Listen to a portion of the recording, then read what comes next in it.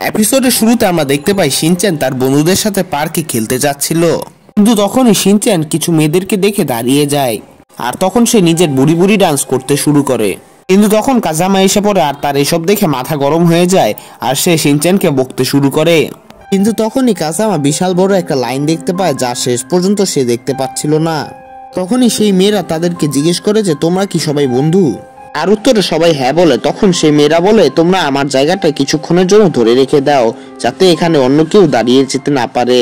তখন শিনচ্যান ও তার বন্ধুরা কিছুক্ষণ ভাবতে শুরু করে, তখন তারা রাজি হয়ে যায় যে তারা তাদের জায়গাটা ধরে রাখবে। তখন তারা নিজেদের জায়গা পরিবর্তন করে আর সেই মেয়েরা যখন লাইন থেকে বের হয়ে যায় তারা প্রচুর খুশি হয়ে যায় আর তারা বলে যে আমরা কিছুক্ষণের মধ্যেই চলে আসছি।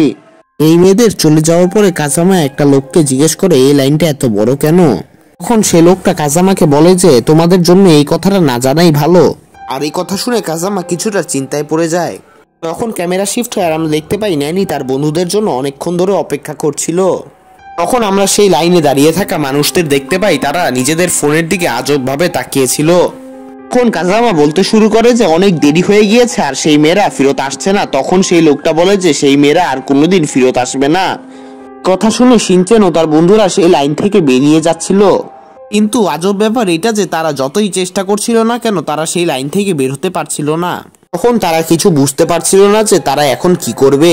তখনই সেই লোকটা বলে ওঠে যে তোমরা তখনই তোমার এই লাইন থেকে বের হতে পারবে যখন তোমাদের জায়গা অন্য কেউ নিয়ে নিবে।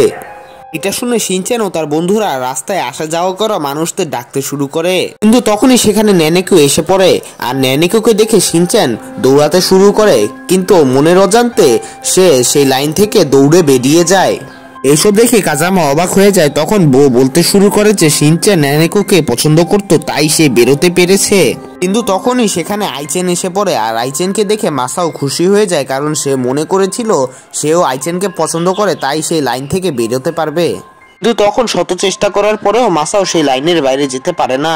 এখন আমরা দেখতে পাই লাইনটা নিজের থেকেই সামনে আগাতে শুরু করে। তারপর এর পরের সিনে আমরা দেখতে পাই শিনচ্যান পিছন থেকে তাদেরকে ডাক দেয়। সে বলে যে ন্যানেকো আজকে অফিসে গিয়েছে তাই আজকে সে আমার সাথে খেলতে পারেনি। তখন কাজামা তার কাছে জিজ্ঞেস করে তুমি কি কোনো সাহায্য নিয়ে এসেছো? তখন শিনচ্যান বলে যে আমি এই সম্পর্কে ভুলে গিয়েছি।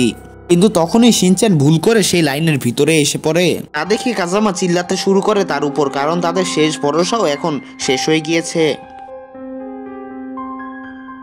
তারপর আবার সেই লাইনটা নিজের থেকেই আগাতে শুরু করে। তারপর তারা দেখতে পায় যে লাইনের শেষ প্রান্তে কিছু মানুষ ভিতরে যাচ্ছে একটা ঘরের। এখন সেই লোকটা বলে যে আমি এখানে অনেকজন মানুষকে ভিতরে যেতে দেখেছি কিন্তু কেউই ফেরত আসেনি। তারপর আমরা দেখতে পাই একজন একজন করে মানুষ ভিতরে যাচ্ছিল সেই ঘরটার। যখন শিনচ্যানের আগে দাঁড়ানো সেই মানুষটার পালা আসে তখন সে বলে যে আমি ভিতরে তোমাদের অপেক্ষা করব। আর এই কথা শুনে মাসাও জোরে জোরে চিৎকার করতে শুরু করে আর বলে আমরা ভিতরে যেতে চাই না। আর তখনই আমরা দেখতে পারি পিছন থেকে ন্যানি এসে পড়েছে আর তখনই সেই ঘরটা লাইনে দাঁড়ানো সবাইকে টানতে শুরু করে। আর তখনই ন্যানির হাতে থাকা পেপারগুলো উঠতে শুরু করে। উঠতে উঠতে একটা পেপার গিয়ে দরজার মধ্যে লাগে আর সেই পেপারটাতে লেখা ছিল ফিনিশড বা সমাপ্ত, আর যার মানে হচ্ছে সবকিছু শেষ হয়ে গিয়েছে।